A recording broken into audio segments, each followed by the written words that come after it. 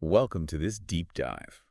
We're going deep with Vex King and his book, Good Vibes, Good Life. Ooh, good one. It's all about personal growth, and it really digs into the law of attraction, Yeah, which maybe some people are already familiar with, but then King kind of takes it up a notch with this law of vibration. right. We're not here to tell you what to think, whether to buy into everything. Yeah. We just want to unpack the big ideas, and then you decide what you can take away. Even if you're Mm. like, nah, not for me, on some parts. Yeah. I always find it so fascinating how an author's own life kind of bleeds into the stuff they write about. Oh, totally. And with King, he had a pretty tough start, right? Like homelessness, Yeah. even witnessing violence, and then losing his father at a young age. It's a lot.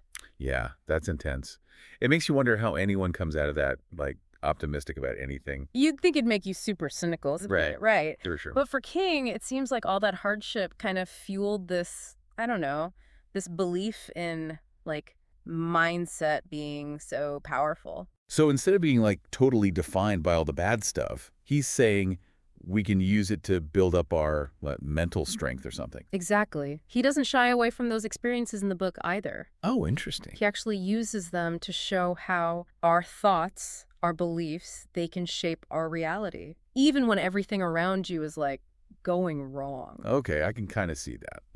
Almost Mhm. turning those tough times into, I don't know, exercise for your mind. That's a great way to put it, yeah. Does he ever actually say that? He does. Well, not exercise exactly. He uses the analogy of a muscle, you know? The more you challenge it, the stronger it gets. Oh, yeah. So those hard times, in a way, they helped King develop this, like, super resilient and positive way of looking at things. Okay, I can see how that all ties into this good vibes thing he's known for. Totally.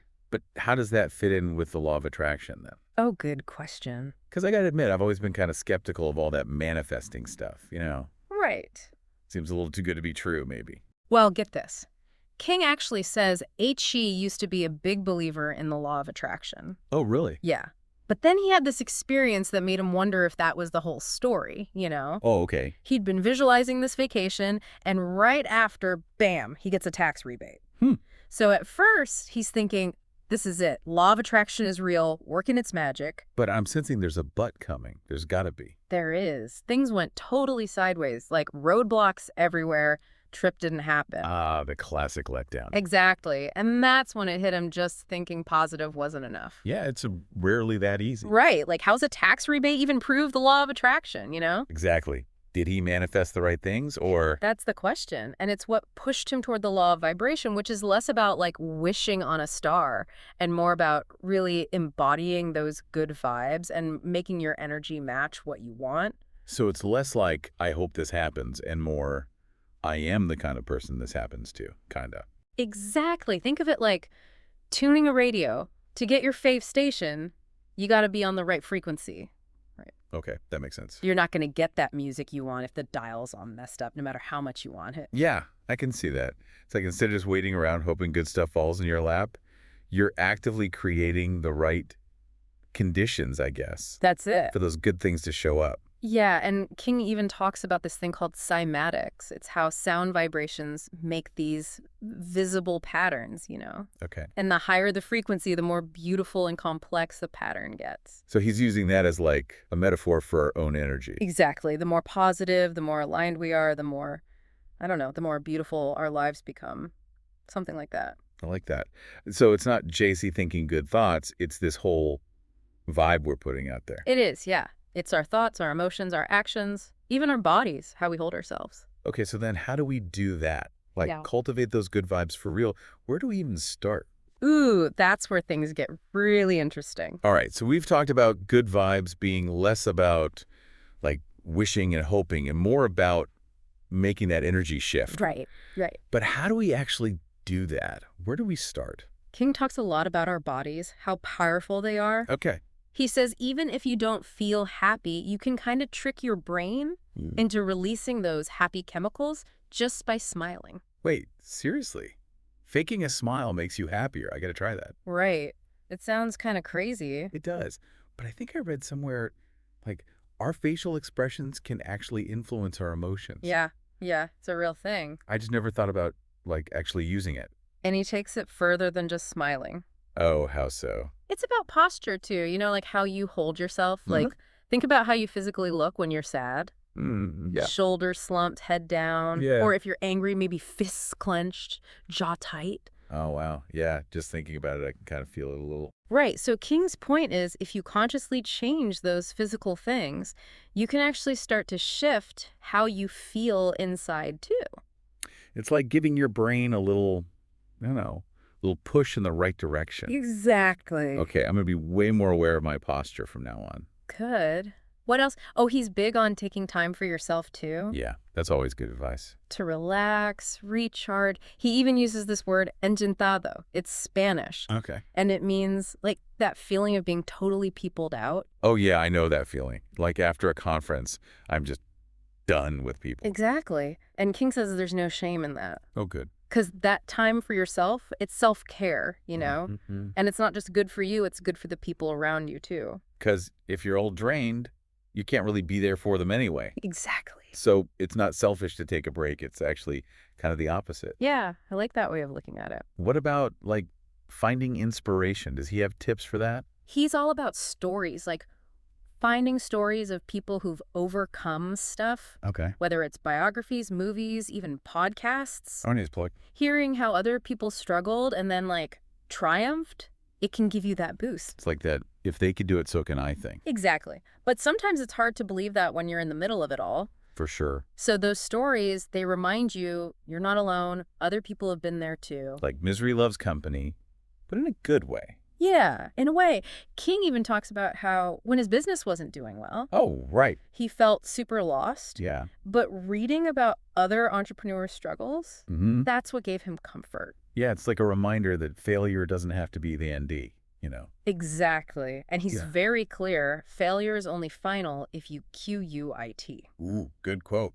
So even if things go wrong, there's always a lesson there. I like that. What about the food stuff? I know he's into that. Oh, yeah. Nutrition and all that. Like what we put in our bodies affects our vibe. That's the idea. He actually talks about this guy, Andre Simonton, Right. who studied, get this, the vibrational frequencies of food. No way. So like junk food equals low vibes? Kinda, yeah. Simonton found healthy humans vibrate at a certain frequency, right? Hmm. And the foods we eat, they can either help or hurt that. So like putting the wrong fuel in your car, it might run, but But not well. That's a good way to think about it. what about water? He's all about fresh, filtered water. Mm-hmm. Helps flush out toxins, keeps your energy flowing. So basically, good food, lots of water equals higher vibes. Basically, yeah.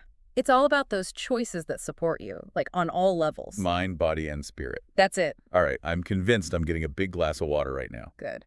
What else? Oh, gratitude. He's big on that. Yeah, gratitude's important. Everyone says that. He has this little rhyme, before you complain about blank, remember some people don't even have basic thing, It's a good reality check you know? to Yeah. appreciate what you've got. Exactly. But I get it. Sometimes it's hard to feel grateful when things are rough. Oh, totally. Yeah. And King knows that he's not saying just go through the motions, Right. It's about that genuine feeling, and he has tips for how to actually get there. Like what? He tells this story about a client named Will, Oh. who couldn't think of anything to be grateful for. Wow. So King's like, all right, think about your car. And then he's like, imagine life without it. Oh, I see. Like all the hassle that would come with it. Exactly. It's about appreciating those things we take for granted. Because even little things can make a big difference. Totally. And King's like, the more you focus on those good things, Yeah. the more you'll have to be grateful for. It's like training your brain to see the positive. Exactly. Didn't you have a story about a bad manager, too? Oh, yeah.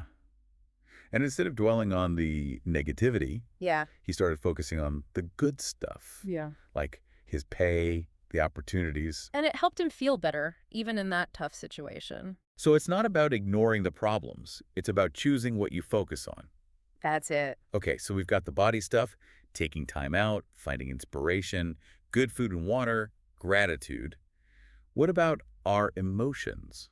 Oh, yeah, the tricky ones. How do we deal with those, especially the negative ones? King's very clear. Ignoring them is like keeping poison in your system. Okay, so don't bottle it up. Nope. But it's not about pretending they're not there either. Right. It's about processing them in a healthy way. So how do we do that? He actually has this 4-step process. Oh, cool. First, you got to name the emotion you're feeling, like actually label it. Okay. Then you got to challenge those thoughts that are causing the emotion. So, like, are these thoughts even true? Exactly. Is there another way to see the situation? Okay. Third step, you got to go deeper, like what's the emotion trying to teach you? Well, that's interesting. And then finally, you replace those negative thoughts with something more empowering. I like that. Does he have an example for this? He does. He talks about this client, Sarah. Okay. Who's feeling all sad and insecure because someone didn't text her back. Oof.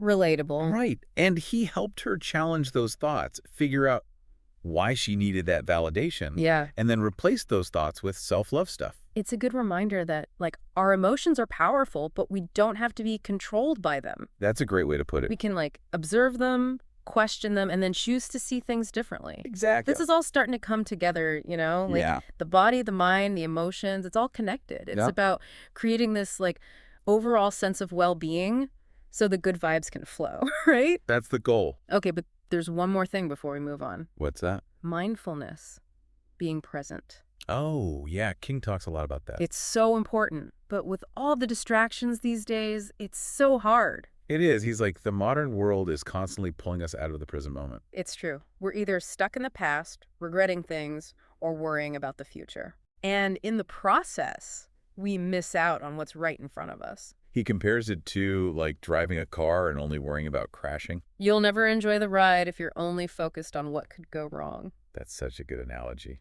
So how do we break free from that worry cycle? Meditation. Yeah, I figured he'd say that. But he says the goal isn't to empty your mind, it's just to become aware of the present moment. Okay. He even has a guided meditation in the book. Oh, cool. Maybe we can try one in the next part. We should. But first, let's switch gears a bit Okay. and talk about making yourself a priority. Okay, so we've covered a lot of ground, We have. from the practical stuff, like how to cultivate those good vibes, to the mindfulness stuff. Right. But now let's get into something that can be kind of tough, Ooh, what's that? making ourselves a priority. Yeah, that's a big one. It is. And what I really like about King's take on it is how he kind of flips the script on self-care. Oh, how so? Like, we're always told it's selfish to put ourselves first. Right. You should be selfless. But he's saying, no, it's actually essential. Interesting. Not just for us, but for everyone around us. Oh, I see. It's like, you can't pour from an empty cup. Yeah, if you're running on empty, you can't help anyone. Exactly. And this is especially true when you're dealing with those energy vampires, Ooh, yeah, the toxic people. Those people who just suck the good vibes right out of you. It's tough because sometimes those people are the ones we feel like we have to help. Oh, I know, like family, close friends. Exactly. You feel obligated. And that's where King has this great thing. He calls it the daughter test. Okay, what's that? He says, ask yourself, would I let my daughter stay in this situation? Wow, that's powerful. It makes you look at it differently, right? It does. But even when you know someone's toxic, setting those boundaries, it's hard. So hard, especially when society tells us family first no matter what. But King's saying sometimes the most loving thing Yeah. is to create some distance. He actually shares a story about a friend who was going through a really tough time. Oh, right. And King was like constantly absorbing all this negativity. Mm-hmm. And he realized it was actually stopping him from being a good friend. I see. So he had to step back, protect his own energy. It's like sometimes you got to take care of yourself so you can be there for others. Exactly. But what about just negative people in general? You can't avoid everyone. That's true. That's true. King has this great line. He says, you get haters by being a somebody. Meaning? The more you put yourself out there, Yeah. the more negativity you're going to encounter. It comes with the territory. It does. But how do you deal with it without letting it get to you? Right. That's the key. King's point is a lot of that negativity, Yeah. it's actually just a reflection of the other person's own stuff. Their own problems. Yeah, like their insecurities, their unhappiness. It's not really about you. Exactly. It's them projecting onto you. Hurt people, and all that. Exactly. And once you realize that, it's easier to not take it personally. It's like their negativity is their baggage, not yours to carry. That's a good way to put it. And he also says, focus on your joy. Yeah. Don't let their opinions dim your shine. Love that. Like, stay true to yourself, even when people are judging. And that ties into the whole people-pleasing thing, which I think a lot of us struggle with. Oh, for sure. King talks about how He used to feel so overwhelmed, like he had to respond to every email, every message. Yeah, it's impossible to please everyone. And it just leads to burnout. So he had to set boundaries, put his well-being first. And that all comes back to self-love and acceptance. Yeah, it does. He's all about embracing your flaws. Yeah. Celebrating your wins, being kind to yourself. Like you would to a good friend. Exactly. Because you can't expect others to love and respect you. Yeah. If you don't love and respect yourself first. That's so true. And this leads to, like, one of the deepest parts of the book, I think. Oh, which part? Where he talks about pain and purpose. Oh, yeah, that's powerful stuff. He has this amazing quote. I'm going to butcher it, but it's like, Go for it. life doesn't battle you because you're weak. It battles you because you're strong. No, I remember that one. It gives me chills. Like, those challenges, they're not meant to break us. They're meant to show us how strong we are. Yeah, it's like a test. And he's saying even the really hard stuff, Yeah. it has a purpose. It helps us grow. Like his dad's death, as tragic as it was, Right. it shaped his whole path. And he says sometimes those hard lessons, they keep coming back Oh, yeah. until we learn. Like the universe is trying to teach you something. Exactly. It's like pay attention to those signs, make changes, and trust there's a bigger plan. Even when you can't see it. And that ties into the whole purpose thing, right? It does. He has that analogy with the soccer ball, remember? Oh, yeah, the soccer ball with a soul, If it never gets kicked, it can't do what it was meant to do. even if it gets scuffed up a bit. Exactly. So take action, go after your passions, make a difference. He also says, follow your excitement, even if you don't know where it leads. That can be scary. It can. But he's saying, trust your gut. Like we were all created for a reason. Yeah. We all have something to offer. And money, it's not the end goal. It's about finding that thing that lights you up. And that helps others. Yeah, where your passion meets a need. And then work doesn't feel like work anymore. It becomes an expression of you. It does. And that brings us to happiness, which, cleverly, he saves for last. Because it's not the starting point, it's the destination. Yeah, exactly. True happiness, it's not about the stuff you have. Yeah. It's about feeling peaceful, joyful, fulfilled. No matter what's happening around you. He calls it self-mastery. Which isn't about being perfect. No, it's about constantly trying to be your best self. It's a journey. It is. And it all starts those good vibes. This has been such a good deep dive. I feel like I've learned so much. Me too. Hopefully our listeners are feeling it too. I hope so. But like we always say, the deep dive is just the beginning. It's a jumping off point. Yeah. So what are you going to do to keep those good vibes flowing in your life?